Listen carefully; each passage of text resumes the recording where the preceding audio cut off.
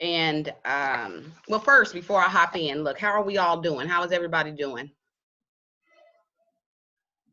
Good. I have really good news. 2 weeks left in the semester. We are at the 2-week mark, you guys. So it has had its ups and downs, but we are rounding out the semester. So today I really wanted to quickly talk about a few assignments, the last remaining assignments of the semester. So let me go ahead and share my screen. So I know you guys may feel a little bombarded with emails, and my apologies for that, but I'm really doing my best to kind of front load information that can help, especially while we are preparing for the final research essay. So let me make a few clarifications here. For any pending assignments, so any assignments that you have not completed as of yet. So the last assignment that I'll say the latest assignment that you guys had to submit was topic selection, some type of draft of your thesis, or at least a rough outline of the direction that you're taking your paper in. And for those of you who haven't submitted it yet, but I have talked to you, I still want some type of paper form of, here is the thesis statement or outline, whatever you guys prefer, whatever your process is. But I would like to have some idea of what you plan to write about before the actual due date, just so I can give any type of assistance or direction. So the assignment of submitting your topic with outline or thesis, that is a real assignment. That isn't a recommendation. So please make sure, even if we've talked about it. So I know there are students who after class, maybe outside of class, we have had conversations about what your topic is, how you plan to approach it, but still submit that formal, if not your thesis, at least an outline, just again, so I can give any feedback or make sure that you guys are on the right track. Okay, so that's number one. I'll reiterate that on Brightspace, but if you have not yet made your topic selection to me, also, even if you've made it to me, make it in writing and make sure I get that this week. Okay, the final paper assignment will be due, even though I'm saying 2 weeks from now, Tuesday. So let me give you guys this actual date. I believe that's May 12th, okay? May 12th is the actual deadline for the final reflective paper. So we have 2 weeks. I will say this, if you have not gotten started, at least in the generating ideas process, if we haven't yet selected a topic, if we have no idea what question we want to discuss or answer, you are somewhat behind, because even though it's 6 to 8 pages, it still is like a thorough discussion. So you want to know what it is you plan to discuss in the paper, what research or supporting information will need to go into that.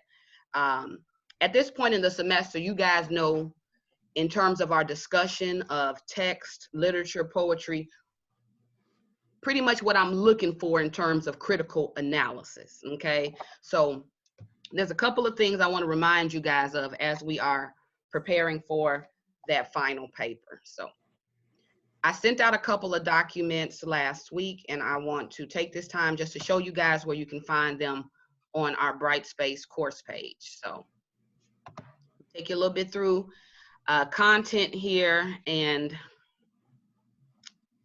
my table of contents is getting pretty long here, but if you guys will see, I want to remind us of the final research paper guidelines. I want to pull this up just to remind you guys, and also to show you where you can find this information as you are preparing for this final essay assignment. Okay, so while I'm waiting on, oh no, this isn't what I wanted. All right, hold on one second.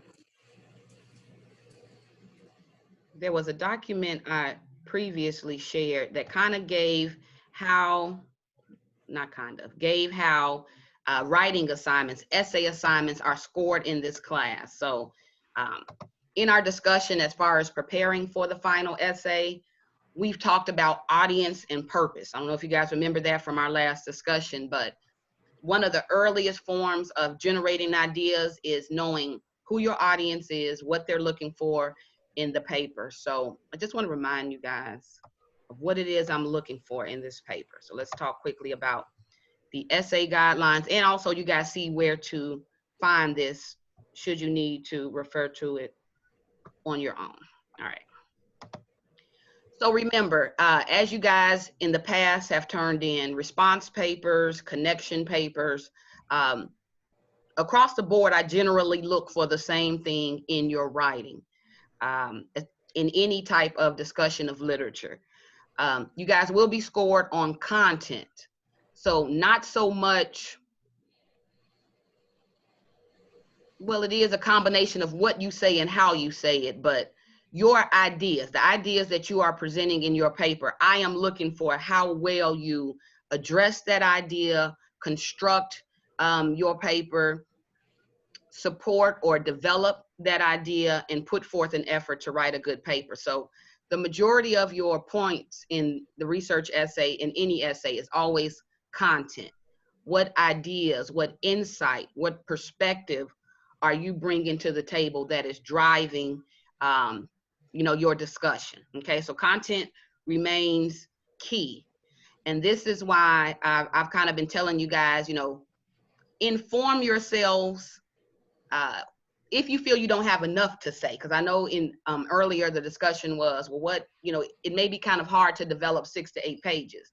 If you know enough about your topic, if you have analyzed the Song of Solomon text in similar ways that we have in the class, whether it is through a historical approach, political approach, whether personal or social, every text we've encountered in the class, that is how the same way we approach the text. So I don't want you guys to reinvent the wheel. Consider a single perspective discussion, right? So you in written form kind of discussing your take or perspective on your individual topic. So think about that as the main component of this paper. More so, what do you have to say about it? What are your ideas and how will you construct that, okay? Clarity. So again, it's a combination not just of what you say, not just the content, but also how you say it. So clarity is really important. Being really clear and assertive in how you answer the question. So this is why I've been asking students to turn in some draft of your thesis statement, turn in some outline, so that I can early on let you know if you're on the right track, if kind of, all of the boxes or criteria is being met, kind of discussing ideas that I think will help you in the process. So that clarity, knowing what it is you want to say, being clear and assertive in your discussion of it. I don't want your papers to feel like you are trying to figure it out as well, okay? I don't want it to kind of be a talking through of your idea. I want it to be you presenting, this is my idea, and here is why I feel the way I do, or this is how the text supports that or proves that, okay? So before you put pen to paper, know how you feel about this, where you stand on it, and the direction that you want to take your paper, okay? So with clarity, it says the main question here is whether your paper is clear. Did it respond to or answer the question? That's number one. And can it be read by a neutral person? So even though together in class we've been reading Toni Morrison's, any text, even though together in class we've been reading it, assume that your audience has not read the text, okay? So there should be no assumptions made in your paper. Don't just assume, oh, okay, this is Miss Cole. She already knows these areas. You will need to set it up and lay it out so that it can be read by someone who hasn't read this text at all, but they're still able to kind of follow your main point. So what that will mean is your introduction, it should work to introduce the text. Don't assume that your audience has read that text or know what text you are referring to. So it's still a formal essay. You still want to set it up by introducing in the text Song of Solomon by Toni Morrison. So still those formal requirements are in place, okay? So while you guys are focusing on content, your response to the question, be mindful of how you are laying it out there. Don't assume that your audience knows exactly, you know, every nuance that you may be referring to. Be clear in laying it out for them. All right, organization, and that's touches on what we talked about last week, the strategy of outlining. I know just in kind of hearing from you guys individually that you have some anxiety or apprehension about either getting started, about the length of the paper, or just about, you know, what you will cover. Do your best to organize your points before you write your paper. So what I'm saying with that is you don't want to go straight to your laptop and figure it out while you are typing up your first/final draft, right? You want to try to organize it to help with the writing process. So what I mean by organize, that process we went through in class where you have your thesis. From there, you're able to outline your paper by pinpointing what points or key points you plan to explore in your paper. Try to outline those key points ahead of time. I think it will, it'll help you cut down on what I call distraction time, right? You just spending a whole lot of time thinking about how you plan to lay it out, okay? So organization is key. Organization is key for your reader to be able to follow it. So you guys are scored on organization. Does the paper follow a line of reasoning? Can I follow what you're saying, right? Is the student shifting from one idea or one issue to another, right? That throws organization off. Is the paper logically and consistently organized? So what I mean by that, whatever you identify as your thesis, I should be able to kind of follow from introduction on to conclusion, a line of logic. Here's where we started, and here is how they've kind of explained and broke down and developed their point of view, okay? So avoid what I call writing discursive or rambling. And what that normally looks like, it looks like a student who isn't clear on what they want to say. So they're attempting to try to work it out in their writing.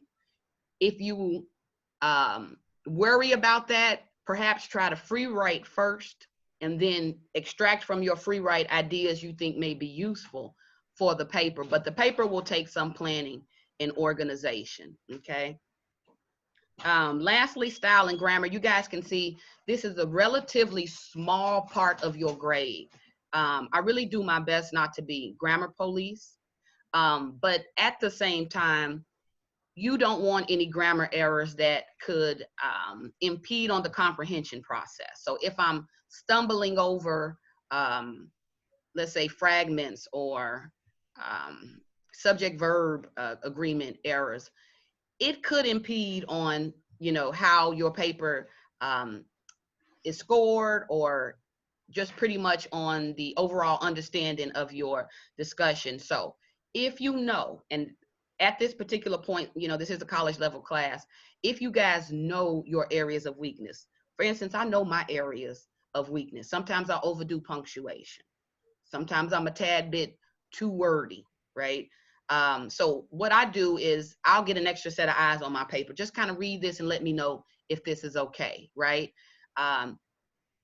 If you don't normally proofread your paper, I can tell you guys this. It a lot of times makes the difference between a B and an A paper. a C and a B paper, if you can go ahead and eliminate any surface errors, that can maximize the amount of points you'll get on this paper. So while I laid that out, I do want to encourage you guys that I'm formal, yes, but what I'm more into is the idea that you have. I'm more interested in how you discuss it. So again, you know, I'm not trying to flunk anybody on style and grammar. So again, that's a very 10% of your overall grade. If you guys, does anybody use any apps or tools that help you with proofreading? Do we have any proofreading tools that we use? For instance, I use Grammarly. I scan normally all of my papers, any proposals or anything that I write, I scan it through Grammarly to help me check errors. Do you guys, okay, I see you, Justin. Do you guys have any tools you use to help with proofreading? I use, like, if you put it on Google, where Okay. it speaks it for you, you can check how it sounds if anything sounds off. Okay. Okay, I Um, like that. Now say the name of that again for me, Gabby. you just put it on Google Translate, like, yeah, just Okay, I in like that. English. So now with Google Translate, what would you have to do? Like a copy and paste and then put it Yeah, in? that's it. And then it reads it on its own, Okay. and All right. anything else, I'm yeah. sorry. Okay, that's helpful. I said Grammarly. Justin also said he uses Grammarly. If you know that you struggle with any sentence errors or things like that in the area of style and grammar, I would utilize those tools. Um, I always tell my students, look, not to sound like a dinosaur, but I remember back in college and undergrad when you literally had to, you know, do these things on your own. So the fact that there's so many tools to help you use them, right? Um, Grammarly is awesome in that sometimes I don't even have to proofread it. I scan it and it'll tell me what I need to fix. All right, look, I'm muting real quick, you guys. Let me turn my phone off.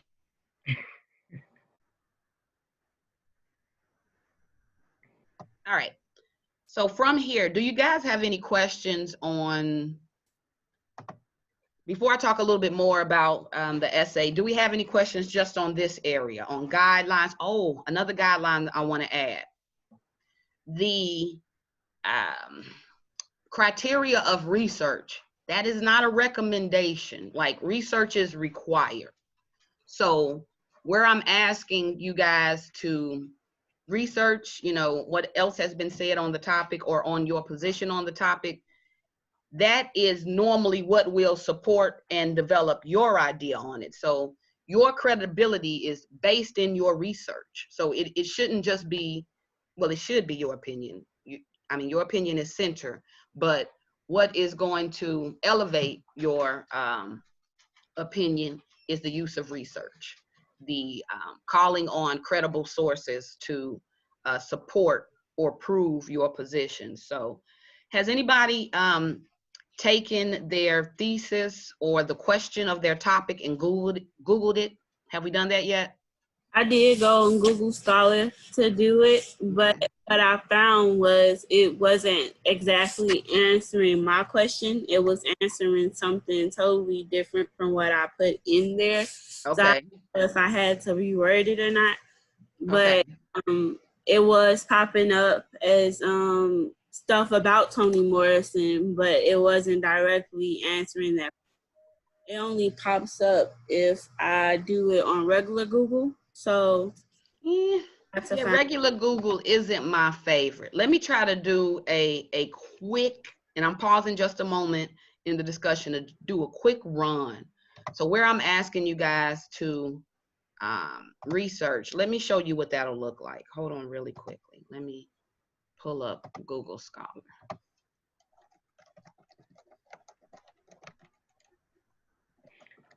What was the name of the for Google, not Google Scholar, the one that was first mentioned about checking the grammar?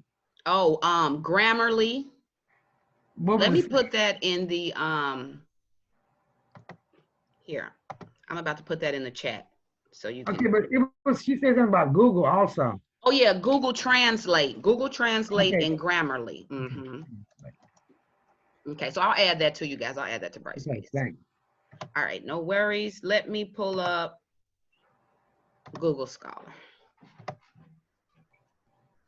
All right, what I want to show you guys here is how you can best make use of your time with research. So you kind of don't want to blindly go in and, let's say, just Google Toni Morrison's Song of Solomon and Black Arts Movement, right? In order to get the most out of your research, you want to be really direct in what it is you're looking for. So this is why the brainstorming, generating ideas, knowing how you plan to respond to the question, that is generally the first step, you know. But from there, and let me do this. So you guys can see my screen, right? Can we see Google Scholar? Yeah. Okay. Yes. I remember in one of my other classes, I was on the screen the whole time thinking they could see me, and they could see nothing. All right, so let me look up.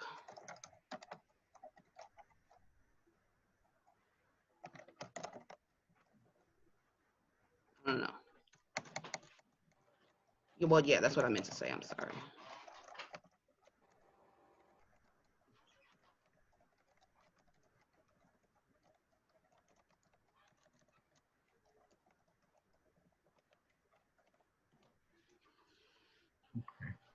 Here we go. All right, so just in typing in that topic, so let's say you know that you want to write about general terms, Toni Morrison's use of white as symbol, right? White metaphor that she uses in the book, but you don't yet know how you plan to talk about it, right? So let's say maybe the key points that you plan to explore, you may not know that as of yet. Research can kind of help guide your main ideas as well. So let me click on this one, only because I can kind of see it's a journal. So a lot of times when I research, I'm looking for most credible. I try to stay away from blogs. I try to stay away from solely opinion pieces that you'll normally find in just regular newspapers. I try to really find critical analysis, and you'll normally get those in journals, in those documents you normally can only find on Google Scholar. So while you can maybe start at Google, plain Google is going to throw a lot of fluff at you. You're going to get everything. If somebody commented in a comment section about it, that will show up in your findings. So when you do use Google Scholar, it just allows it to eliminate what I call non-credible sources, okay? So let me look at this. Let me kind of explore this. Myth as structure in Toni Morrison's Song of Solomon. And again, you guys, I'm just taking you through my process in terms of how I normally move through information when I am exploring or planning out my papers, right? So this one talks about the deeper levels of meaning in terms of Toni Morrison's allegorical use of white, right? So we know how white is originally considered as chaste, pure, you know, good, those types of things. But Toni Morrison is exploring the irony in that idea, right? So I may want to explore this a little bit more, kind of see what do they say about this allegorical meanings, right? You know, just what does it mean? So let me see. Here they're talking about attaching it to Christianity. So this may be an idea that if I cannot necessarily use, it can help guide my research. I may want to look a little bit deeper into that. All right, so if you pull up something like this, it'll normally give you a preview, and the previews are always useful because before I really want to download it, let me kind of preview it to see if it's useful, if I need it. So I normally do that. If perhaps this is something that I want to look into a little bit further, I'll normally copy this information you know, if this is something that I want to look into a little bit further. I may copy this information, Google it, so that I can kind of find this article, these page numbers, that information. And what I like too about researching, they're only giving me that specific discussion. So I'm not getting this whole journal. They're only giving me the area that is discussing my topic. So I have that. Let me show you guys another search. Let me kind of go back out of this. If this is something that I want to do again, I dig a little bit deeper into it by taking the title information and searching that so I can find it. A lot of sources, you'll find e-download, so you can download a PDF version of it. Some will require what I call, if not membership, but some type of clearance. So let me do one more search on this. Hold on. Let me be more specific. White symbolism as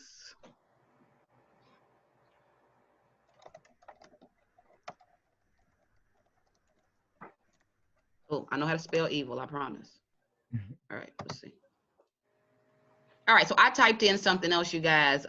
White symbolism as treachery and evil in Toni Morrison's Song of Solomon. So this gets a little bit direct. If you know what your thesis is already, put your thesis into your search. Because when you get more targeted like that, it is going to give you information that is directly either supporting or perhaps maybe challenging or refuting that claim, but you get a little bit more information that you can use. So let's see. The semiotics of death, mourning. Oh no. All right, so again, sorry you guys. Look, this is again just me taking you through how I explore it.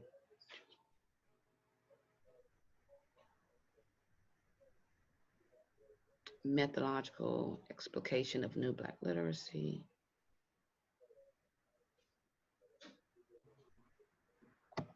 All right, so I'm just looking. I see here in this last one, Toni Morrison, Song of Solomon as pastoral novel.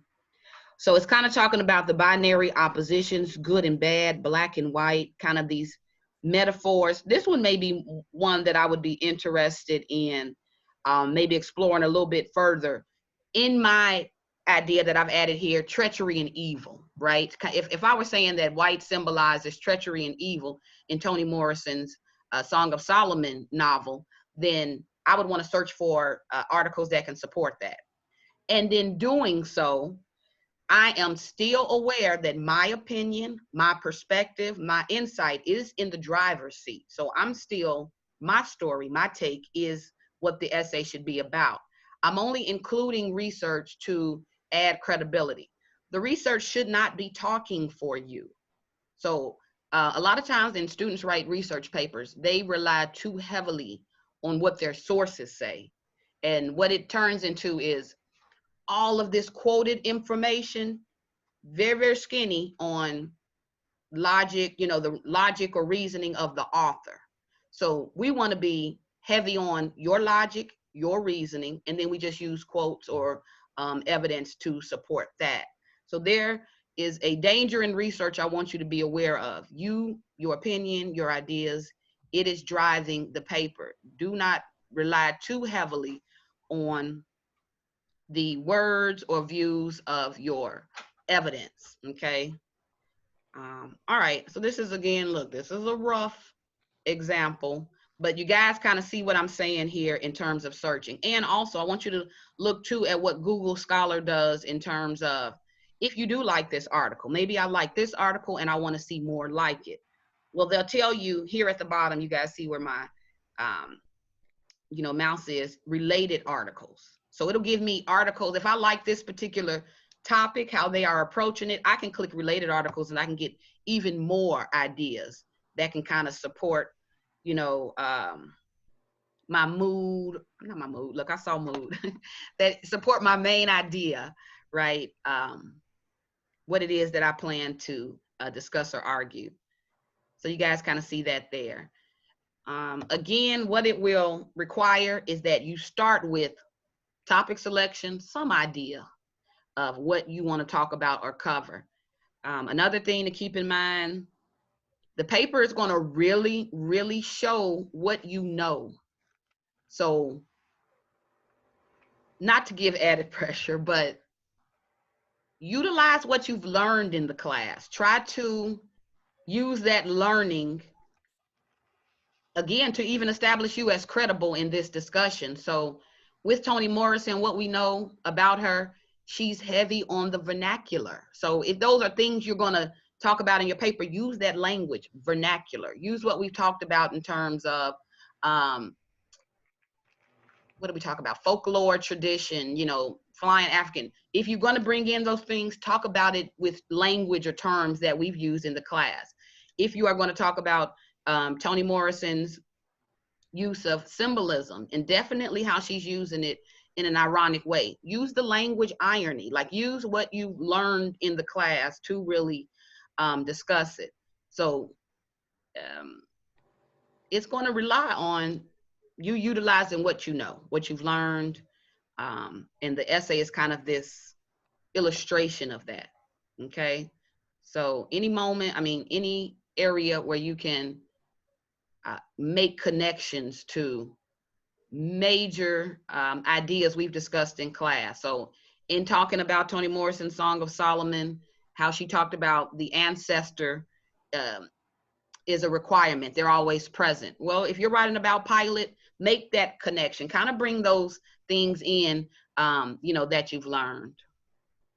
Okay. All right. I'll give us a little bit more examples on this, but let me pause just a second.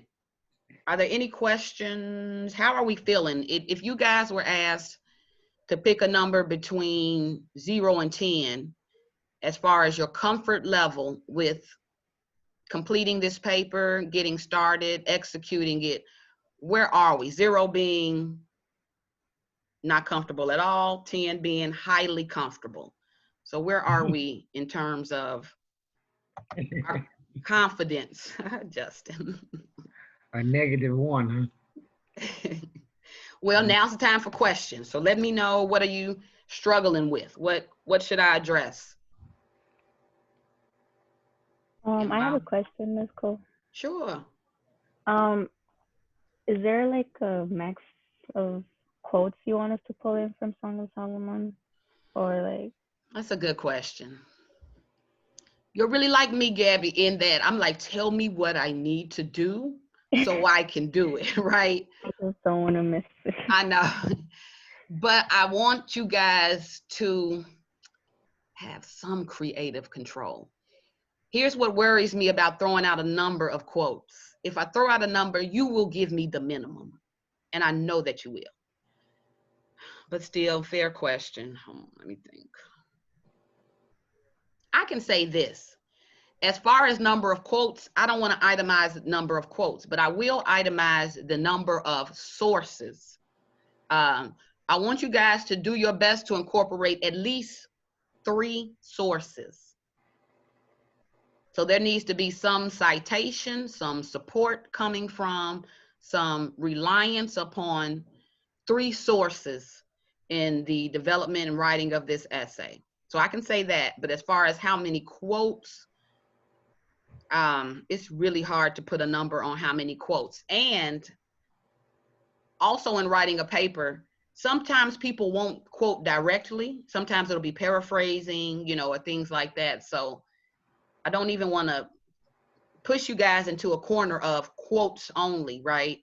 But you will need to utilize your research from at least 3 sources. That's kind of my guideline on that. Oh, I see you, Paola. All right, we'll talk about that. But did I help you out at all, Gabby? Was that useful? Yes, thank Okay. you. Justin, before I pick you up, Paola, what are you thinking? You say -1. So where may we need to? I was playing, but like, I mean, I have an idea of where I want to take the paper. I just am not Feel in the you. mood. I kind of know what Yeah, you're saying. yeah. Which it's okay, but it's like I'm gonna get things done. So It's not no big deal. I know Okay. how to write papers like this, so it's not. Here's what I think will help, because I thrive under pressure too. Look, if you guys, Yeah, I need to stop procrastinating. That's the other thing. you know, I was gonna throw that in there. Okay, so yes, you guys, don't think this is a paper you're going to be able to pull off and, oh, I'll start that next week, when you haven't thought at all about where, you know, your approach. It will require some planning. So let's just talk about what I threw out there, and then I'm going to come piggyback on you too, Paula. But let's just talk about what you threw out there, Gabby, in terms of quotes or research. Maybe you can start in terms of organization first with just gathering the research, right? And then if you begin there and at least, let's say, identify 3 sources that you think is more in line or in sync with your viewpoint, or with your thesis, your main idea, then start with that first. And then you can kind of build your essay around utilizing those sources. That's one tool to help with organization, but I'll say we got these topics right, maybe right when we went into remote learning. So it's been about a month and 2 weeks in terms of at least exploring my topic. What am I going to do? So if we are just now getting to the point this week where we're getting started, all right, jumping in head first, number 1, I need to pick a topic. I need to know my direction. I need to at least know, and this is the aha. I need to know Toni Morrison's Song of Solomon. I will need to have read the book. It will be very hard to pull off faking an understanding of a text for 6 to 8 pages. So I'll be very honest with you there. Now, some of you kind of a month ago or months ago kind of let me know your schedules. You've been having a hard time keeping up with the Toni Morrison text. My advice was download Audible. You can listen to it anytime. I kind of pointed out how I have had myself to listen to the Audible because juggling classes and everything else has kind of gotten in the way of my schedule. So if you haven't read, and Cliff Notes, you know, can kind of help lay out summary understanding, but when it comes to quotes pointing to those moments or those conversations in the text, it will rely on your reading. And I don't know if you guys remember early in the semester when I passed out that handout, How to Read African American Literature. I really highlighted, in order for you to be able to make it to the end of this semester with some grasping, some understanding of this text, you will need to take notes. You will need to keep some type of character analysis. And I think I asked you guys, do we normally annotate? And some people let me know they do or they don't.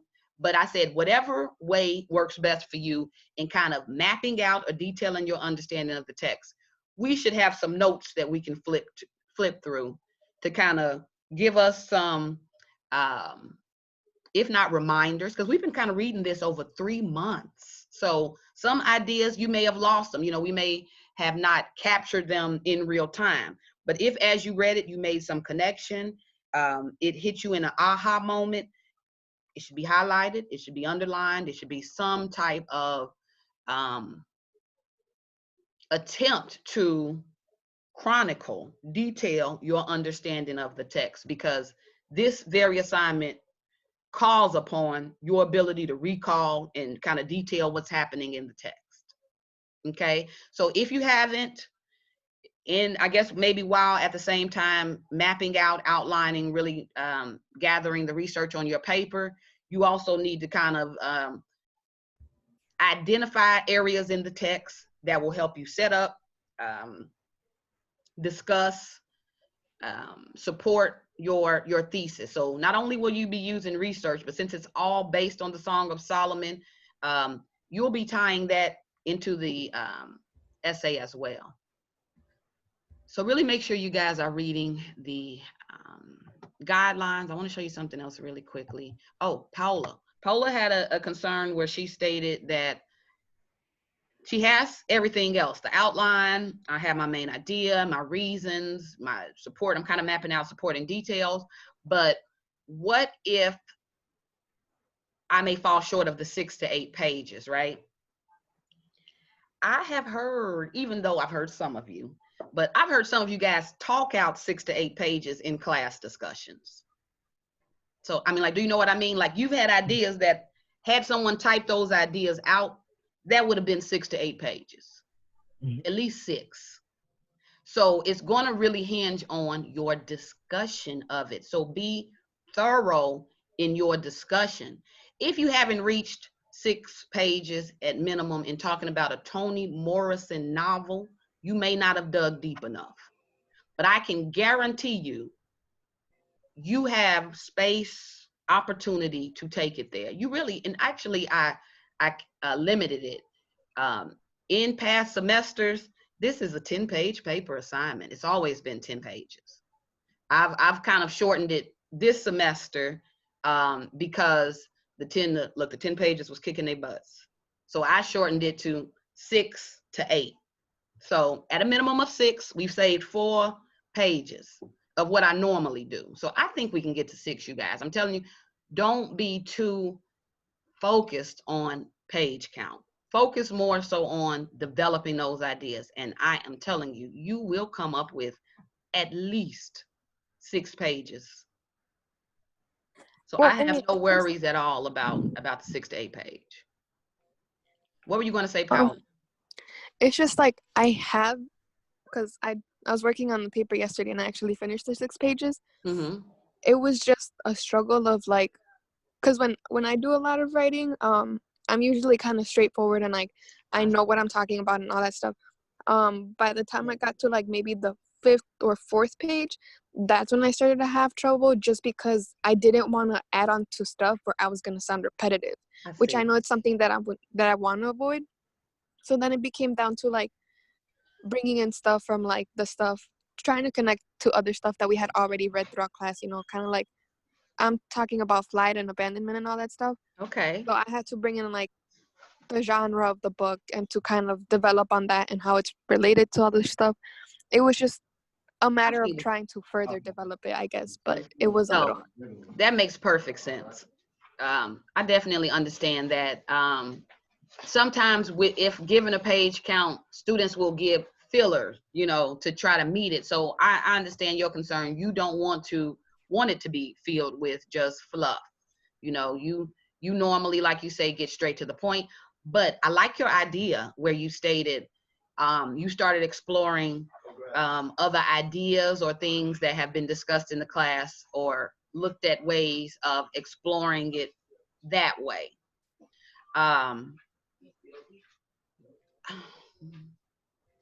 It's a valid concern.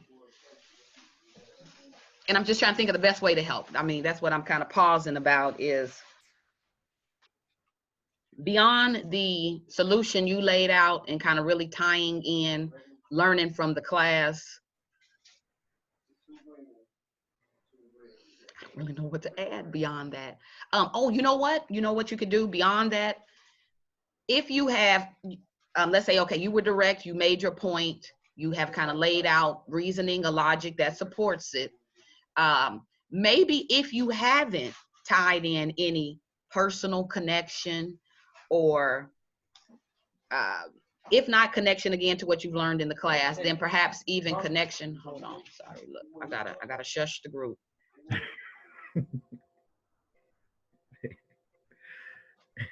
Okay, even in tying in the connection from what we've learned in class, you can take that a step further. And if you have any personal connections to the subject that you are addressing, look, I don't want to be just any personal connection, but to your main point, you can throw that in also in order to support your logic or your line of reasoning. You can also tie in, let's say, connections to the outside world. And that again will depend on what topic you are discussing. Anything pertaining to politics, if anybody had that. And what did you just tell me, Paula? Did you say flight and abandonment? Yeah, I was talking about flight and how it's used in the Toni Morrison book, and then how it's like its relation to escape and abandonment. Ooh, I like that. Okay. Did you spend any time, let's say, talking about Toni Morrison's use of the vernacular, which is those oral traditions such as the Flying African. I didn't. However, I did use what's it called? Her like, you know how we were reading Rootedness and it talked about like the functions and the characteristics. I brought that in. Okay, to an extent. Okay, that's cool. Look, that excites me. You guys, where it says know your audience, those types of things excite me. Any connections to, oh, she was listening. Oh, you know, she any connection to you learned what you learned in class is major content points. Okay, so with that, Paola, look, that's fine. We'll talk offline in terms of, you know, what you have or what I can individually help you with, but it's a valid concern. I've had students, I know students who they're cut and dry. Like, here's what I mean. I'm going to say what I mean, and, you know, kind of add that. So yeah, just work quick on some question strategies though. for you there. When is the actual paper due? Good question. 2 weeks from today. So that is, what did we say just a second ago at the start of class, you guys? What did we say? When the 6th. The 12th. You said the 12th. Oh, it's the 12th. The 12th. So that is that Tuesday, last week of class. Okay. So really, with us having these 2 weeks left of the semester, what should take front seat? Your final research essay. So that is, if you're doing nothing else, I'm working on outlining, organizing my essay. Okay. If you have assignments pending, so just from the previous weeks, everything that we've worked on that you have not yet completed, well, then that is also added to your pile. So for all pending assignments, where are we with time? With all pending assignments, you guys will have till next Tuesday. Anything, the discussion board, civil rights, and Black arts, if I haven't gotten your Gwendolyn Brooks connection paper, any assignments that have been outlined over these past few weeks, if you guys haven't turned those in, anything is pending, next Monday is my deadline on those. And that is simply because when you submit papers, I only want to be grading your papers. I don't want to be having to grade any other things from a month ago. Okay, so try to, if you have anything pending, if you know you haven't done the 2 discussion board assignments, one was civil rights. It was a question, super easy. Y'all are, the fact that you haven't done that yet is just, look, y'all tired. Look, we taking naps, but because that's too easy. Just go on and put a single question. But the second Black Arts Movement discussion board, where you have to kind of, some level of research goes into that. Go ahead, knock that out. I won't be accepting anything past next Tuesday on that. What was the date I stated? May, I believe that's the 6th.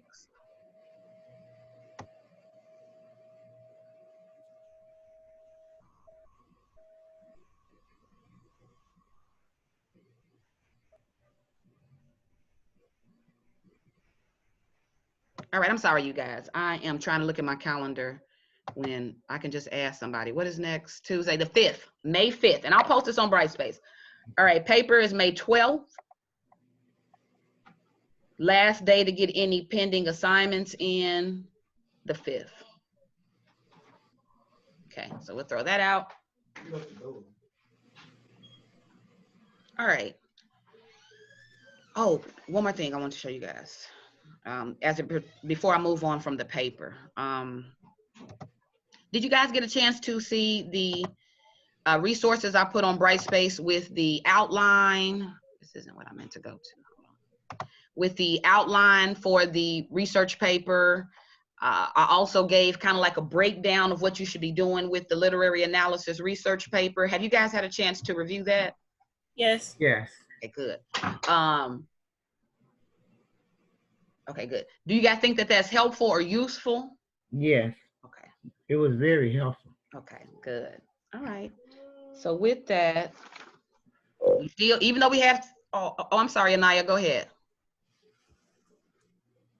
Oh no, I didn't say anything. That was Okay. the computer. Okay, it's my bad. All right, you guys. We do have another peer group presentation this week that I'll be posting this week. Justin and Jalea, they are presenting on the Black Women's Renaissance. So that is a portion of the contemporary movement that focuses on the community of female Black writers. So I've taken a look at the document that Justin sent. You highlighted and focused two of almost my favorite contemporary icons in African American literature, Zora Neale, Hurst, and Anne Petrie. But those are only two of a large school of contemporary writers. So I want to just quickly give you guys a rundown of the main goals of contemporary movement, and just to give you guys some vocabulary with that. The contemporary movement is also known as, you know, the legacy of African American artists. So this movement is considered to be the legacy of the other movements we've explored: the Harlem Renaissance, slave narrative, the realism, naturalism, modernism, civil rights, Black arts movement. This is all of those movements compiled into one. So I want to quickly explain to you guys what that all means, what it looks like, and let me do that quickly to get us. Okay, we have about 20 minutes. I'm confusing this from my other class. I'm like, we should be about another hour, but we have about 20 minutes. All right, something to lay out really quickly. I want to remind you guys of what we learned about the Black arts movement just last week. And so far, wink, wink, look, the Black arts movement is one of my favorites. Just in the ideas that were promoted at that time, the contributing artists, writers, poets, playwrights, artists.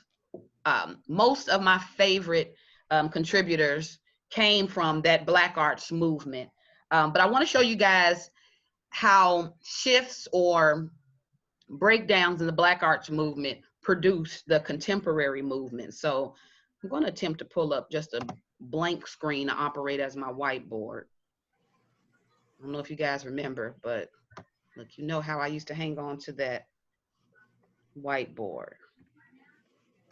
All right, so just to remind you guys of a few things about the Black arts movement. What do we remember about the goals or the aims of the Black arts movement? What do you guys remember?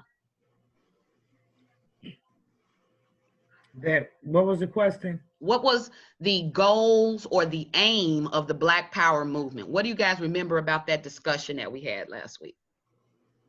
It was to try to express being Black. It's trying to present, I guess it's trying to present Blackness as something that's apart from or trying to put or make a position or have a place for Blacks in the society. Okay. And they have went through the artists and the poetry or the arts or the Blacks arts at that time had went through a transitional period from I guess you would say from a slave narrative to more like in the Renaissance, like the Harlem Renaissance, more inclusive, like, and then the Black into it brought in the Black Power movement, where they figured that if they have to get something, that they're gonna have to get it on their own and that's for themselves, and then no other entity is going to define who they are. Okay. They're gonna expose who they are. I like that. I like that point. That is really at the center of the attitude that was driving the Black Arts movement. So here's what I put on the white screen, just some key points about what we discussed last week. The 4 major aims of the Black Arts movement was, this pride. So it came from a combination of the civil rights and Black Power movement. So that element of being proud in who you are, also the identity as hero or moral hero arose from the civil rights Black Power movement. So contributors like Martin Luther King, Malcolm X, they almost took on heroic figures for this group. So they had someone to identify with, someone whose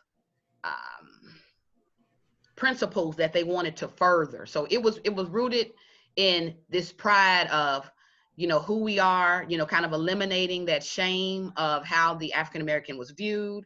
So the pride is there, also purposeful in the message that they are presenting. They sought to break the rules. Remember, they were innovators as poets. Remember, they talked about the new poem, right? So everything was to innovate or improve upon the previous generation, right? Did anybody get a chance to see that Nikki, Giovanni, and James Baldwin exchange, that interview on YouTube that I posted? Yes. No. Okay, if you haven't, of course, I posted it as a recommendation that you do, but here's what you see in that interview that directly relates to the Black Arts movement, right? So we see Nikki Giovanni, she's one of a strong contributor to the Black Arts movement, and James Baldwin, the forefather, if you will, who has kind of brought his wisdom from both the modernism, naturalism, realism, modernism, and civil rights movement to kind of being celebrated and praised with the Black Arts movement. So we took a look at their discussions at that time in 1974 with where the, I think it was 1978 that interview took place, one of those. But they were kind of talking about the current state of, the African American, kind of dealing with their relationships or things like that. And if you saw Nikki Giovanni's position, her position was somewhat always rooted in this pride of who we are. Absolutely. I don't know if you guys saw it, but she had her beautiful afro, so this embracing this natural pride. She's also very purposeful in the message she was attempting to get across. Now, did you guys notice how she would say, oh, it's not what we suggest, it's not what we recommend, it's what we demand, right? When she was talking about relationships with James Baldwin, she was talking about the relationship for that to change, the model on which we had been doing things previously, where the woman kind of bears the brunt of kind of the man who's been downtrodden and beaten down, how her role in the relationship has always to kind of bear the brunt. She said we need to reinvent that model, and it needs to be one rooted in family and relationship. You guys remember this? When he said, well, like, I see what you're saying, like, you can make that suggestion. And she said, no, I don't suggest it, I demand it, right? That's the attitude of the Black Arts movement. There is no longer will we ask.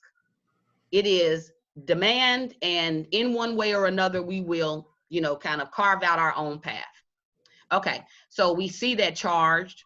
We see she was very purposeful in that idea, prideful, communal, always about the community. All right, now keep this in mind about the what I call the contemporary movement. And again, they have often been referred to as the legacy. So this group is presenting the legacy of those movements that have come before. All right, so where we know the main aims of the Black Arts movement, let me share with you guys the main aims of the contemporary movement. They are working to kind of acknowledge multiplicity viewpoint, okay? So I'll say acknowledgement in multiple perspectives, viewpoints, experiences. So what I mean by that is they are acknowledging that there is no single Black story, or there is no single Black experience, right? But that experience looks very different for different people.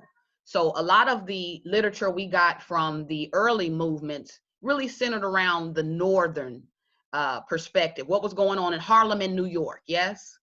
But there's a whole other perspective that because they weren't as celebrated, because, you know, they didn't necessarily have that access that the, you know, somewhat bourgeois artists or writers of the past had, there was a voice missing. We didn't get almost any literature from anyone in the southern states. We started to get Western literature, you know, Chester Rhimes kind of added California or West Coast psyche into his writing. But one move of the contemporary movement is the writing acknowledges that there are multiple perspectives. There is no single Black experience. There is, yes, like maybe Black, let's say female experience, or Black, you know, gay or lesbian experience, or, you know, let's say even in terms of ideas of science fiction, or kind of moving beyond the various or the very limited ways in which it was discussed before, okay? So that's one thing. Another is there was this renewed interest in history. So the contemporary writers, you will see a lot of reworking of history in their literature. And just to throw one out there, Toni Morrison's Beloved, right? That is a pretty good example of contemporary writing where there is this awareness of the role that history has played. So in Beloved, history is a character in the text, right? It kind of tells the story of the slave who killed her children to save them from a life in slavery. And it presents the story from the mother's perspective to kind of see what was going on in her personal experiences. But again, that idea of renewed interest in history. So what I mean by that is not only were there contemporary literatures that looked at or explored, let's say, slavery, they also explored things like segregation, civil rights. So when I say renewed interest in history, not just a interest, but also a inclusion in the writing. History was included in the writing. And again, they are imagining the psychological and spiritual lives of these characters. So I'll add this. Do you guys remember when we talked about everybody's protest novel, James Baldwin? And he said how the protest novel should seek to kind of give a voice to, right? Tell that person's story. Contemporary literature took that idea, and their main goal was to produce literature that told those stories. Not just, you aren't just a slave. I'm telling your story as an individual, right? Kind of helping lay out that identity. So renewed interest in history, psychological, this exploration of psychological and spiritual lives, okay? Another thing to keep in mind with the contemporary movement, there was major renaissance of Black female, I'm telling you, writers. Okay.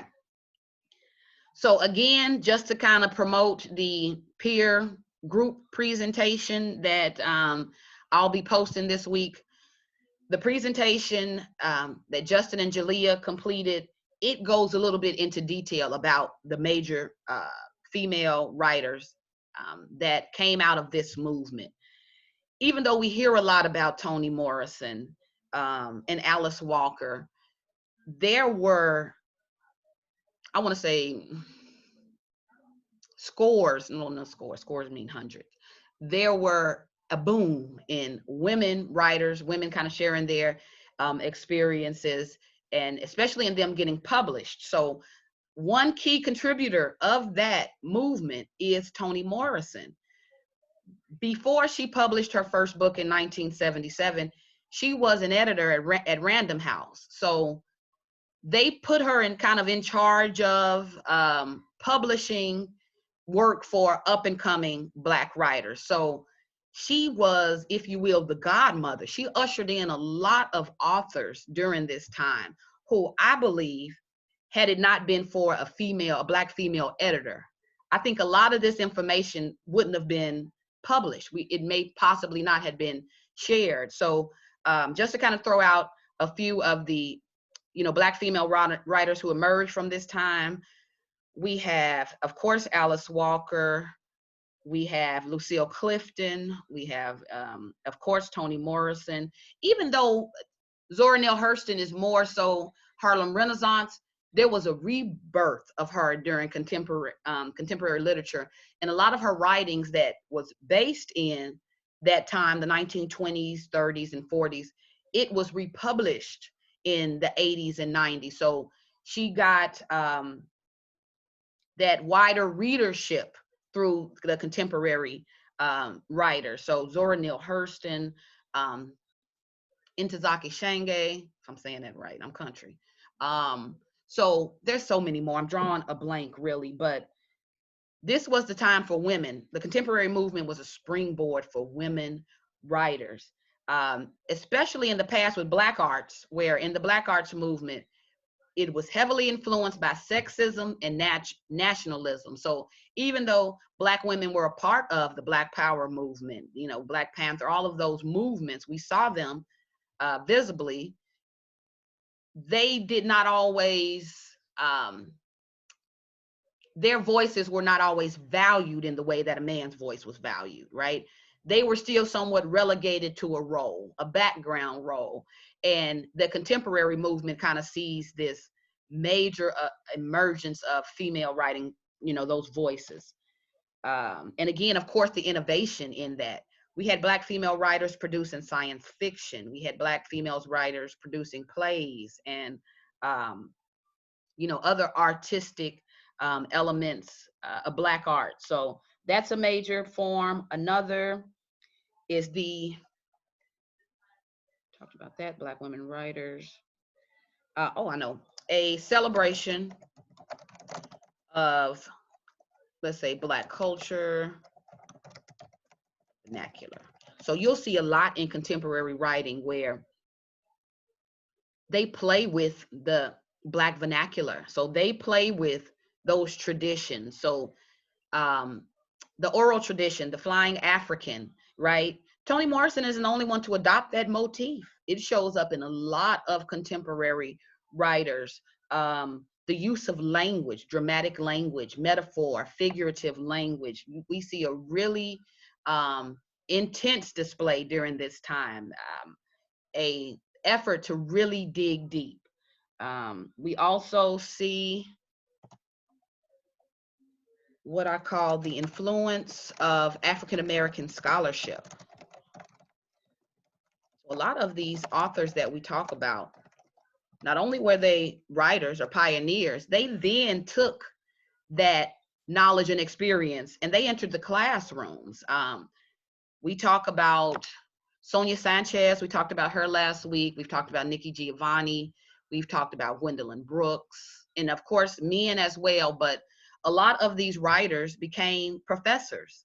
So Toni Morrison teaching at Princeton University, well, she can introduce theory and insight and ideas into the discussion of Black literature. So it kind of innovated how we talk about it, how we read it, and how we discuss it. This is what happened with the contemporary movement. We see a boom in Black studies courses. I don't know, we didn't talk about this with the Black arts movement, but the emergence of Angela Davis. Some people just know her solely as a Black Panther. She really attempts to not be associated with the Black Panther. She felt like they helped her with that, with her platform of including Black education, Black studies, you know, to UC Berkeley at a time when they had no classes. So she was a pioneer, innovator in kind of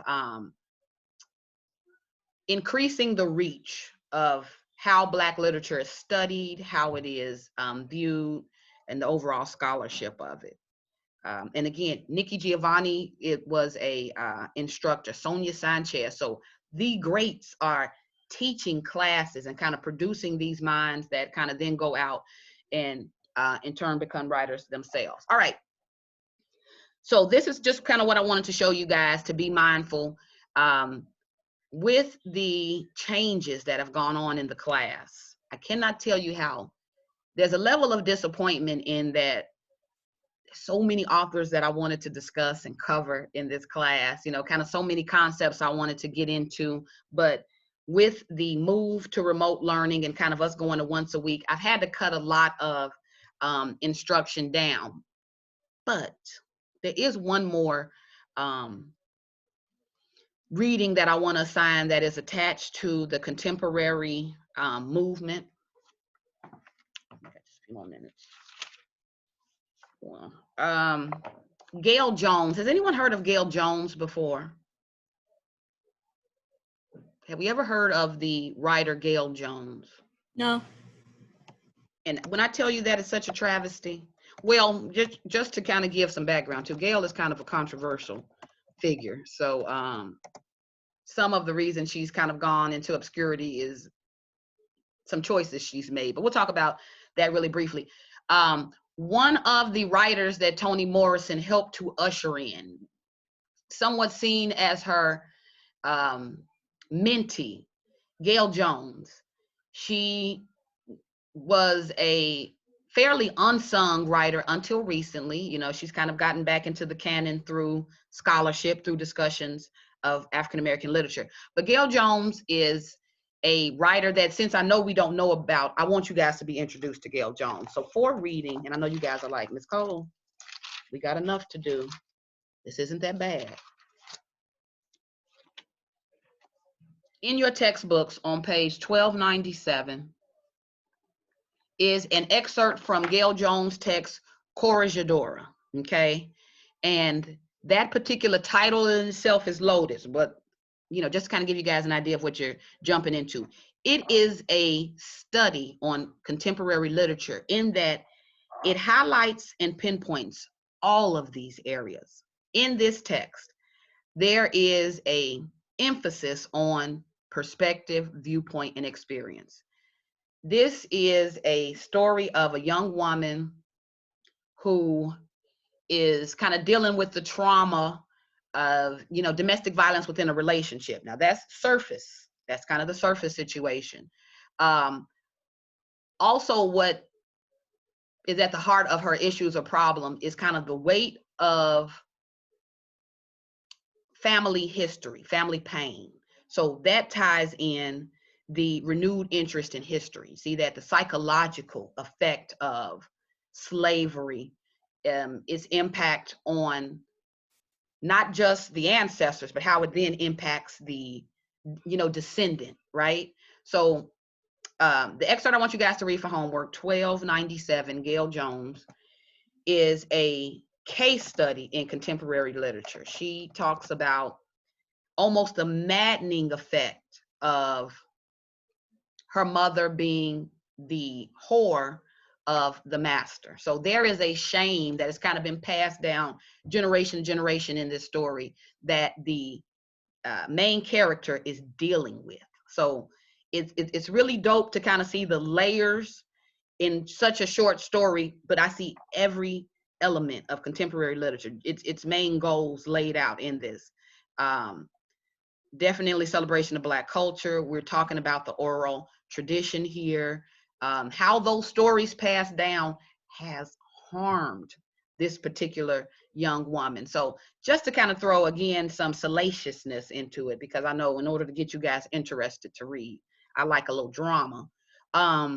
Gail Jones, she is still alive today. We would, I think, have heard more from her, but she got a tad bit tripped up in the ending of the Black Power, Black Nationalist Movement. So she had a husband. She is from Lexington, Kentucky.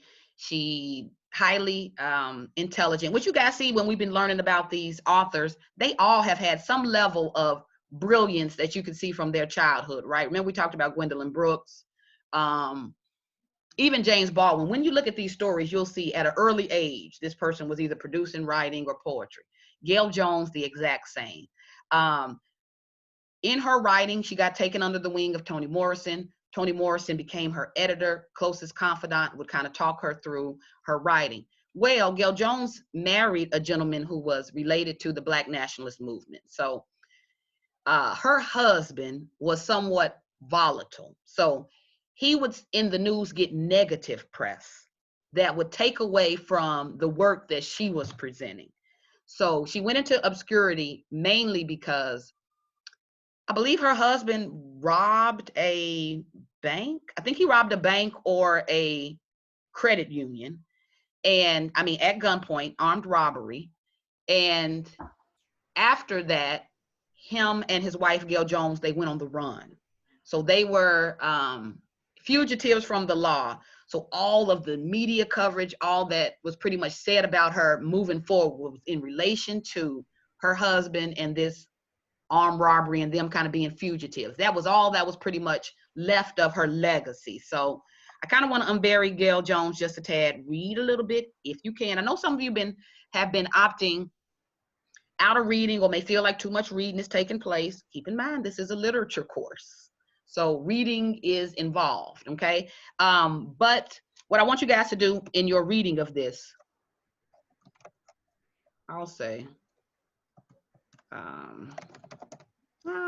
we'll talk about it. Read it. When we see each other again on Tuesday, I want to talk about those moments that we've laid out here. I'll post this to Brightspace. Those moments that took place in this text. It'll be a brief discussion, but I think one worth it instead of us kind of blowing past the contemporary movement. I've beat you guys over the head with Toni Morrison, so I'm going to try not to talk too much more about her. But if we cannot talk about anyone else, I want to cover Gail Jones, and we'll talk a little bit next week too about August Wilson. So I'll throw that out there. Oh, yeah. All right. So any questions?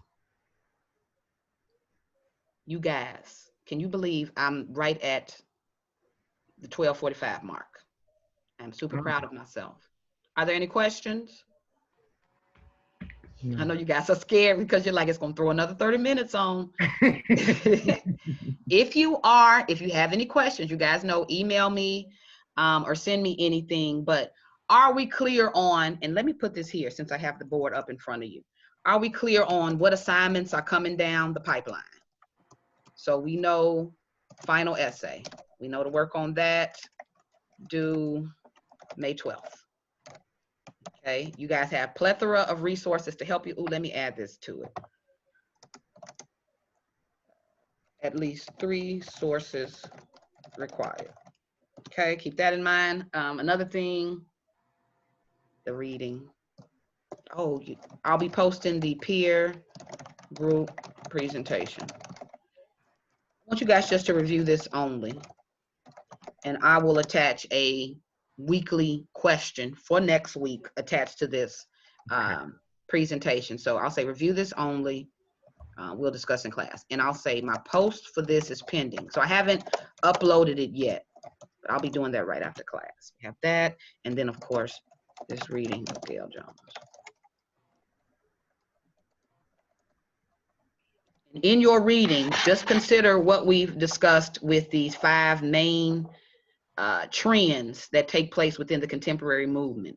Because I want to discuss when we talk next Tuesday, those moments in this text, okay? So you guys will help me out there.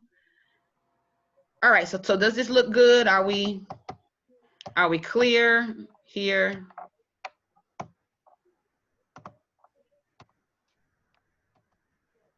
Not to really make any promises, but I can pretty much make any promises. Beyond this, there are no more assignments, okay? Okay. No more, because you know, then we can really focus on finalizing this paper. Hold on, I got a couple of chats. Okay, clear. Okay, thank you guys. All right, so I have thumbs up on we're clear. If you guys have any questions, and I did want to address you, Anaya. I saw your message in the chat. I did get your email on Monday. You're good. Any feedback I'll give you in the email format. So, but my goal again, oh, you know what I missed? You just reminded me with that. If you haven't turned in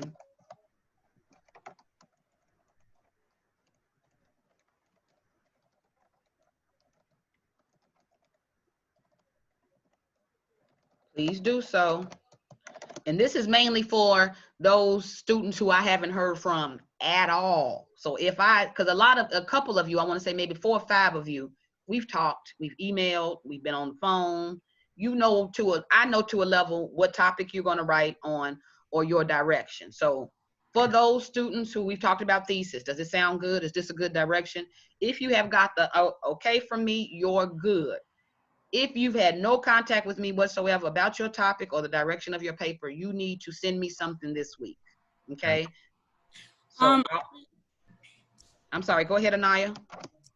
I just, this morning before the class, I just sent you my updated thesis because it's kind of iffy, and I added some of the stuff that you told me to incorporate. So okay, cool, awesome. So I'll take a look at that, and any feedback that I can add, to help, then I'll do that.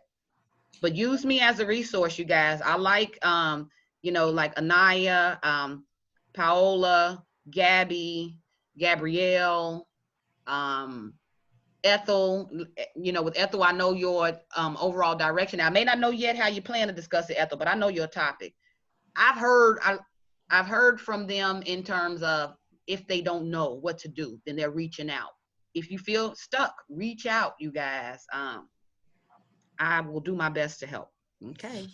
I think my issue is mostly because it's the final paper and we haven't really wrote this many pages beforehand. So it's just, I'm kind of iffy about like what to add, what to stay away from, and like what you're really looking for. So it's like making me kind of anxious with doing the paper because I don't want to do poorly on it, and then I don't want to like I'm sorry.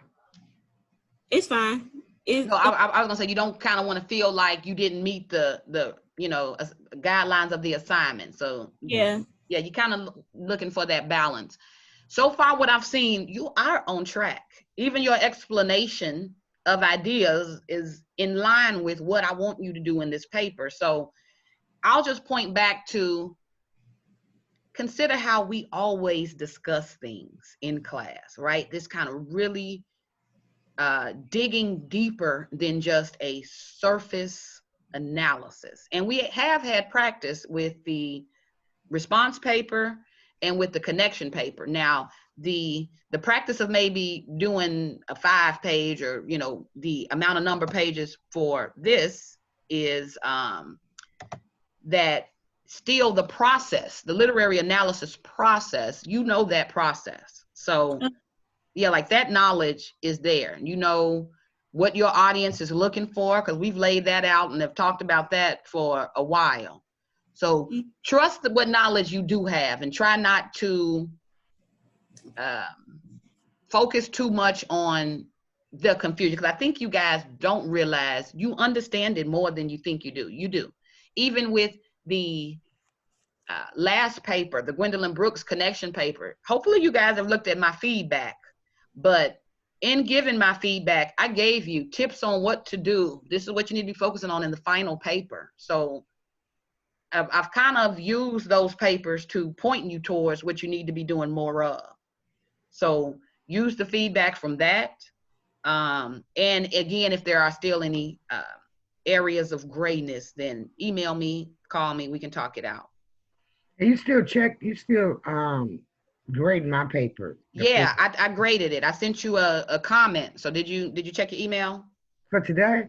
Because I checked I think it was this morning or last night. Look, okay, I stay up all night. So yeah, I still got classes, right? So this is my last class, and then I can check the email. Yeah, okay, no worries. But from that, Ethel, which I'm shouting you out, you did awesome. So, and here's what I'm talking about with Ethel. She wrote the connection paper, and with my feedback, she wanted to practice what I stated. Here's what you need to do more of. Here's what you want to make sure you don't do for the final. She then took that feedback. Okay, let me use it to revise or improve my connection paper. Now, she didn't have to. She just wanted to kind of get that that knowledge. Yeah, you know, that feedback that'll help her for the paper. So yeah, you did a good job of incorporating that feedback. It looked like an essay. So everything we talked about. So okay. Yeah, see my feedback. I got a chance now, because like you said, that's a lot of, I'm not so much, because I mean, the pages was bothering me, the length of it, but now, as I start, you know, like looking at some of the research and stuff, it made, I think I can do the numbers of pages, probably wouldn't be no problem no more. Now I'm more like a Naya, trying to make sure that that I follow the format and get the right information out there and in the way that it needs to be, and make sure that, like you're saying, the sentences are being structured right. And going in that outline from the last one you sent, that helped me too. I haven't, like, you know, I know how to put it together now. Okay, good.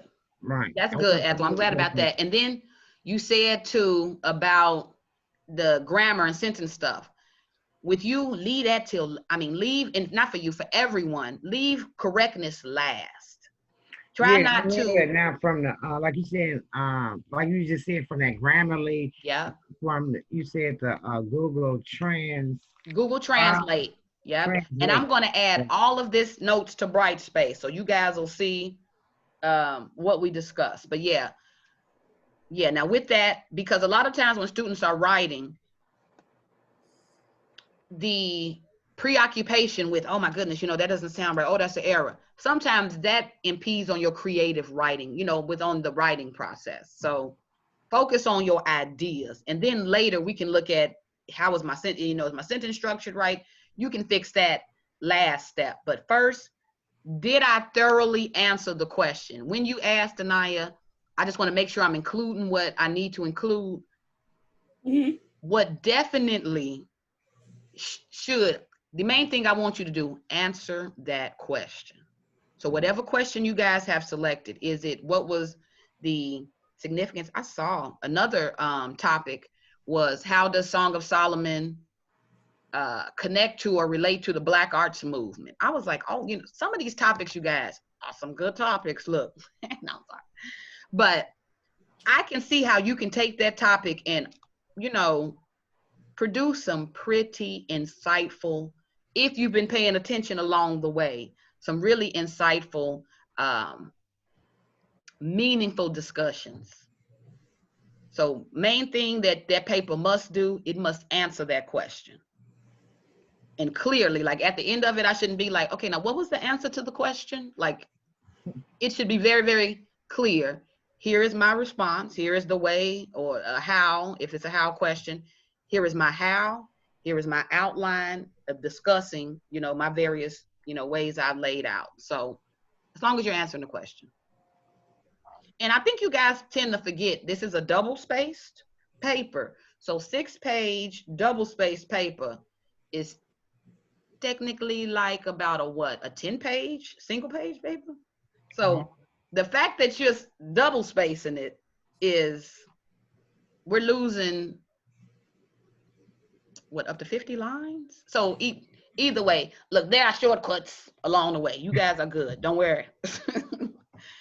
I want you guys to stop focusing on 6 to 8 pages, because when you have to, you will. Like, you think you can't, but when you have to do something, you will, trust me. I had to write a single-page paper, a 10-page paper in my undergrad on a quote. It was a simple Toni Morrison quote. Not a book, a quote. Explain this, you know, develop, support, whatever. How do you feel about this quote? Do you agree or disagree? 10 pages. So I've done more with less. I think you guys will be okay. Don't worry. All right, any other questions? No, not at the moment. And you still got office hours, right?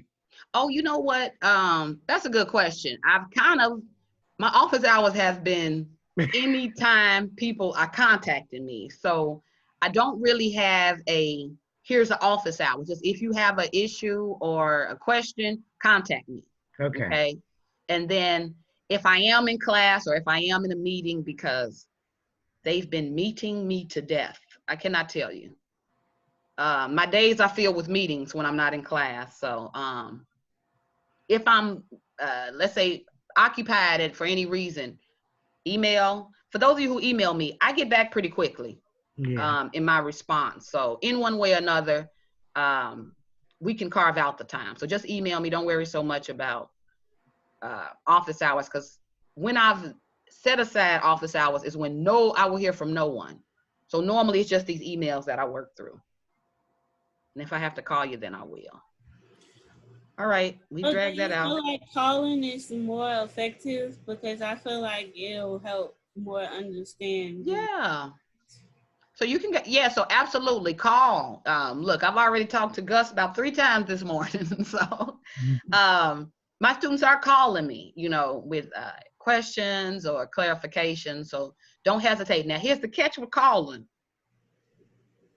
Please don't hit me up like 6, 7 a.m. in the morning. Be mindful of evenings. Be mindful of my Sundays. It's sacred, those types of things. Like I do have off time, but as long as that, within, leave me a message, I'll call you back. Okay. So that's fine. Call or email. And I agree with you, Anaya. I think calling may be more effective. But if you are like my son, look, he would never pick up a phone and call anyone.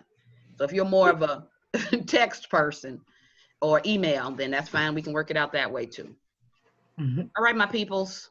Okay. I'll post all this to Brightspace. I'll highlight this contemporary movement so you guys know what to look for in that Gail Jones piece. Also in closing, if you haven't had a chance to view the Toni Morrison, not Toni Morrison.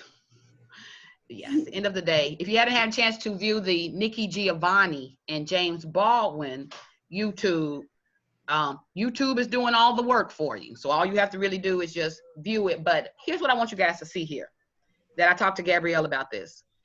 That interview, that interaction, that exchange is a master class in how I feel older generations should talk to younger generations. So what you'll see in that exchange is respect on both sides for Nikki Giovanni's respect for what James Baldwin and his group went through, because they really had to lay the groundwork. They were the trial and error group that made what the Black Era movement could do possible, right? So we have these two perspectives, and what you see in a discussion is mutual respect. So it is really refreshing to see a young person and an older generation having meaningful dialogue, not seeking to assign any blame or to pin any woes of society on a particular group. It's just a wholehearted discussion on, here's where we've been, how can we get to where we want to go? And it's both sides contributing to that younger generation, not dismissing the older generation's ideas and their contributions and what they brought to it as well. So it is really a, beyond the content, it's a master class in this is how discussions should take place. Half the reason why a lot of the older generation is disconnected from the younger generation now, I think, is due to a lack of mutual respect of the groups, right? Not just what the older generation has done, but also what the younger generation will do, right? So you can see that James Baldwin, he respected Nikki Giovanni, he respected what her group or her generation were doing, even though it was totally different in principle from how he saw things. He was still open to those ideas. So if for nothing else, then watch it for that masterclass. All right, my peeps. I've said it all. I've said enough. You guys have a good one and be safe. All right, you guys, be safe. I'll see you next Tuesday. Yes. Email me. Okay, have a good one. All right, and I'm staying after for those who may need me. I'll stay a little after. On the same. Yeah, like I'm just gonna stay right here. So if you need me, then I'm here. So if my 4 people are here now, oh, I see. Who's that just All right, left? thank you. Okay, you staying, Gabrielle? No, I'm gonna head out. Okay. All right, bye. See you. And I'll just call later. I'm gonna call Okay. you later. Okay. Okay. All right. Well, talk to me later. Okay. And I emailed you, so check your email. Echo. I'm gonna do that now. So yeah, okay. You did awesome, girl. You did Well, awesome. thank you. Well, I'll be glad I look at the notes, like to see, so I can help get start on my research. I'm just getting the research part done and trying to see which one of the questions and which way I'm going to handle the question right before I present it to Google. Okay. And then I'll draft you a copy of it. Okay. Now, when you look at my feedback on the paper, like I didn't give paragraph by paragraph feedback, Right. but I think I said, what did I say?